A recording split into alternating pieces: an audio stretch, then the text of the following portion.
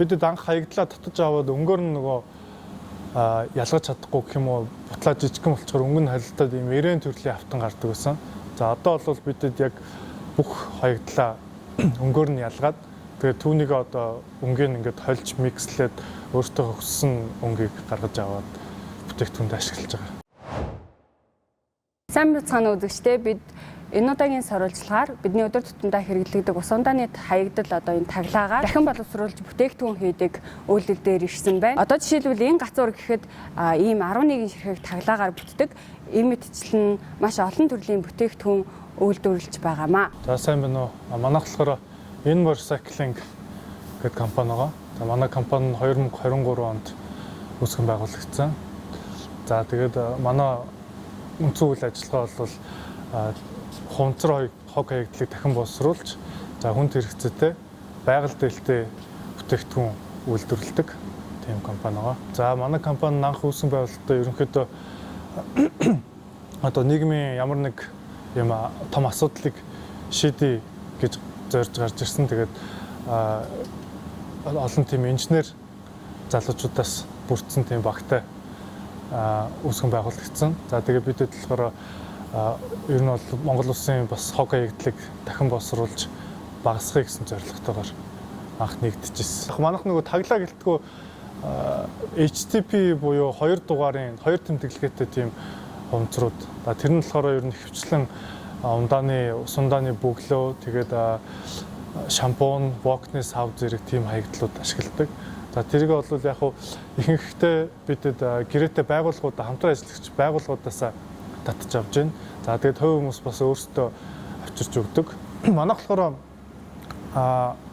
хог хаягдлаа татж аваад за тэгээд түүнийгээ цэвэрлээд жижиглээд буталж жижиглээд тэрийгэ хайлуулад хавтан болгож гаргадаг. За тэгээд гаргасан хавтангаа бол төсвөрт оруулаад тэгээд угсраад төрөл бүрийн одоо бүтээгдэхүүнүүд гаргаж байна. За жишээ нь бол одоо маркетингийн жижиг төрлийн бүтээгдэхүүн буюу одоо соронзны одоо хөрсөн дээр наадаг соронзны алт, дэлгүүрийн осор, за тэгээд ханын цаг, за болон тэгээд ширээ, сандал гэдэг тавилгууд гэдэг төрөл бүрийн бүтээгдэхүүн хийж байгаа. Бидэд анх хаягдлаа татаж аваад өнгөөр нь нөгөө ялгаж чадахгүй гэх юм уу бутлаа жижигхэн болчоор өнгө нь халилтаад ийм эрээн төрлийн автан гардаг байсан.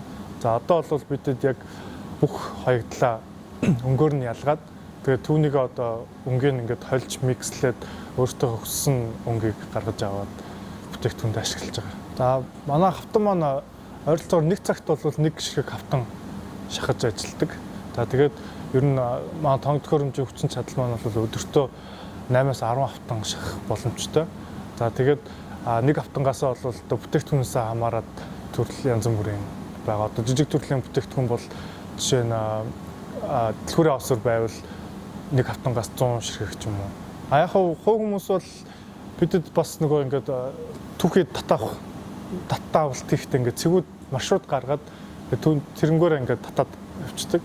За үгүй бол хувь хүмүүс л бас өөрсдөө их юугаараа өөртөө одоо авчирч өгч байна. Энэ хавар манайх гаргасан манайх өөрсдөө ер нь яг нөгөө дахин боловсруулсан брэнд бүтээгдэхүүнтэй болъё гэж төлөвлөж байгаа. За тэгээд тэрний маань туршлагаар гарсан сархаг гэдэг сандал байгаа жижиг. За тэр маань бол ойролцоогоор 15.5 кг хумцар дахин боловсруулж хийсэн байгаа.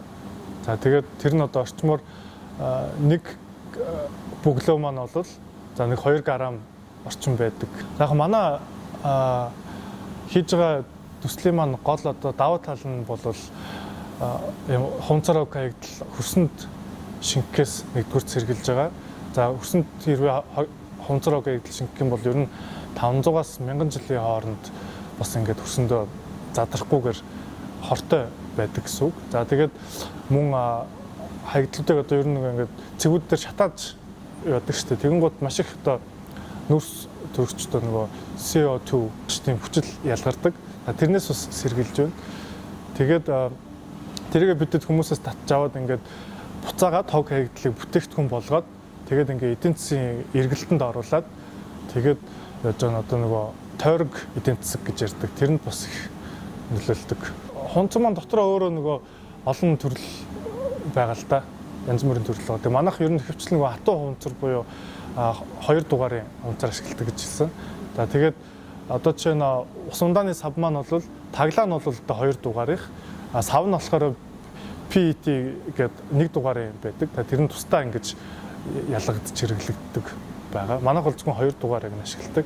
За тэгээд HTP хуванцрын ер нь давуу тал нь юу вэ гэхээр одоо тавилга жишээ нь гадна төгсөлтийн тавилга хийлээ гэж бодоход бол одоо моддыг бодвол илүү бат бөх. За тэгээд наранд илүү өнгө чанараа удаан хугацаанд хадгална. За тэгээд усчийг нэвтрэхгүй тийм давуу талууд. Ер нь бол илүү бат бөх байдаг.